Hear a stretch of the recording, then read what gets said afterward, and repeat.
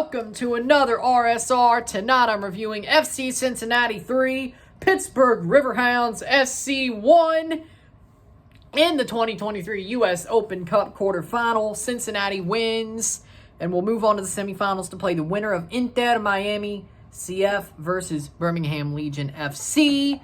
FC Cincinnati beats the upstart Pittsburgh Riverhounds, the cup setters of this tournament. Or one of the two cup setters of this tournament, but the underdog cup setters. With that being said, Pittsburgh fought hard. Pittsburgh fought really hard to try to get this to extra time and penalties, but it just wasn't enough. Had to overcome the absence of Edward Chiesa, the early substitution of Dequa out of the game through injury. They had to fight it. They had to fight it, and they did. They did fight as much as they could. Halftime, it was 0-0, 45 minutes through. You would have thought, yeah, Cincinnati are the slightly better team, but they don't look dominant. They don't look like their MLS 36-point selves, their Supporters' Shield leading selves. They don't look like that team. No, Pittsburgh is holding them back. Now, they don't look like their spoon versions either, but Pittsburgh was holding them tight, playing tough defensively, had a couple of chances, and looked like they could have actually done something against Cincinnati. With that being said, two really close chances. I thought maybe Pittsburgh could at least get this through penalties, if not a late extra time goal, but it would take a lot. With that being said, though, the second half, though, it just starts falling apart. 56th minute, ball played in by Lucho Acosta to Dominique Badji. Crosses over to Brandon Vasquez. Badji was definitely offside. I think Vasquez was too. Doesn't matter, no VAR. Vasquez puts it far post, pops it in. 1-0. I think Pittsburgh got hard done by. They got in behind.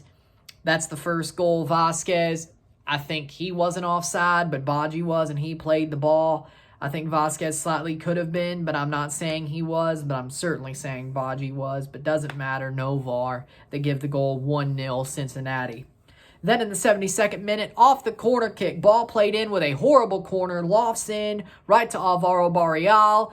He bangs it into the top corner. Beautiful goal, golazo off of a horrible corner. A horrible corner. Should not have been a goal, but turned turn water into wine, or turn sludge into wine. There we go. 2-0 Cincinnati, 72nd minute. Then another corner, 90+3. Santiago Arias scores a header, pops it in to make it 3-0. Then a minute later, Pittsburgh would get their consolation through Tola Shawunmi. Runs in, puts it far post past Alec Khan to make it 3-1. It was a consolation. That's all they'll get. But I think they at least deserve that. They deserve better during the game. I think the scoreline's a bit flattering to Cincinnati, but 3-1 is your final scoreline. Cincinnati moves on to the Open Cup semifinals. As I said, full-time stats are as follows: 13 shots to 5, 6 shots on goal to 1, 61% possession to 39% possession, 612 passes to 389, 85% pass accuracy to 77% pass accuracy, 14 fouls to 11, 2 offside to 1, 4 yellow cards to 1, 0 red cards to 0, 6 corners to 2. Again, I don't think Cincinnati was the better team. I think Cincinnati did what they had to do. I thought they were very clinical in their moments. Again, that first goal should have been called for offside. If there was VAR, I think it would have been, but there was no VAR. The referee didn't want to take it away. Pittsburgh got hard done by. The second one goes in, which honestly had no business becoming a goal because it was a lofted cross off of a corner that fell to Barreal, and he just struck that thing. Arguably, that's not a goal either. The only one that really is, to me, is the header by Arias. That is a goal. So you could say it should have been 1-1 with that consolation. It should have been 1-1 instead of 3-1. I think the game was a lot flattering. The scoreline was flattering to Cincinnati. And it definitely was sort of questionable, the first two goals that basically put the dagger into the coffin of Pittsburgh Riverhounds. I think Pittsburgh got hard done by because they played hard. They played tough. And they sort of tired out. That is the truth. They sort of tired out. You could say that, and I agree. That they sort of tired out. They sort of tuckered out. They didn't look good enough the whole game. They started to peter out as time went on. But even because they did, 2 of those goals shouldn't really have been scored. I think, again, they got hard done by. I think Pittsburgh played tough, and they deserved better than the result they got. But that's football. Sometimes, in the end, it doesn't go your way. And certainly, sometimes, you got to live with a situation that is the football match. And with the missing players, the suspension, the early injury to 2 of their best players, it was always going to be an uphill climb. It was an uphill climb before the match even started, let alone early in the match. But Pittsburgh fought. And I respect it. I'm more wowed by Pittsburgh than what Cincinnati did. I'm more wowed by Pittsburgh. Cincinnati won. I don't know if I'd say deservingly. Would they probably have won in the end, whether it was penalties or extra time goal? Probably, if it wasn't 3-1. If it was tied, they would have won late on. I don't think it would have been that crazy to say they wouldn't have. I think they would have won. And it is what it is. But Pittsburgh, I think, deserved better. I think they deserved more of a fair shot. And I don't think it was a fair shot. I think 2 goals, one was definitely offside. Then the Barrial goal, the cross should have never led to that being a goal, but it was. So I guess good on Barrial, but it was very lucky. Again, the header by Arias was the one goal that I'll throw my hands up and say, yep, goal. That's a goal. But if that was the case, if the 2 goals that shouldn't have been goals were not goals, it would have been 1-1 extra time. That's what Pittsburgh deserved. It's true. Cincinnati were not their dominant selves tonight. They just weren't. They weren't their spoon selves, but they weren't their dominant selves. And you could say, but again, they won. That's what matters.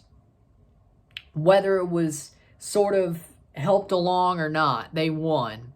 Yeah, but I feel like Pittsburgh deserved better after this storyline. The cup sets, I think they deserve to at least be a little bit done fairer. I think definitely the first goal should have been offside. Again, you can't take away the second, but should it have been? Not really. How that corner turned into a goal still befuddles me. Fools me, befuddles me. It was just something crazy. The corner at the end, yeah, that's a goal. Again, I agree. And I am sort of repeating myself. I get that. But that's what this game is to me. I think Pittsburgh, they weren't the better side, but they were the tougher side. And you got to feel for them. I think they got hard done by. I think the scoreline was definitely unflattering to them. I think the scoreline was flattering to Cincy. Yeah, they won. They're moving on. And that's what they deserve. Because they're moving on. Okay, cool. But again, you look at the football and you're just like, nah, I don't really think so. With that being said, though, man of the match for me is Alvaro Barrial, just because he made that sludge into wine, that corner into a goal. That was amazing. That was amazing. That's a hat pick, not a hat flick. Beautiful goal by Alvaro Barrial, just because he did that and basically put the first nail in the coffin. You know what? I'll give it to him, man of the match, just because of what he did. Turning a sludge corner into a golazo wine. You know, let's go. Yeah, that's deserving, frankly. With that being said, though, that's what I think about this match. If you like this video, like it, share, subscribe. You know what it is. Tell your friends. Hit that like button. Hit that subscribe button. Hit that bell notification once subscribed. Send super chats on the live streams. Comment on this video. Put us in playlist. Share with friends and family. All that great stuff. I will see you tomorrow for a live watch-along and review of the UEFA Europa Conference League final. Fiorentina versus West Ham, as well as a live watch-along and review of the Canadian Championship final. Vancouver Whitecaps FC versus CF Montreal. So 2 lives, 2 reviews for 2 finals tomorrow. Should be a great day. I'll see you then. I'm Ryan and I'm out. Peace. Congratulations, Cincy. Commiserations, Pittsburgh.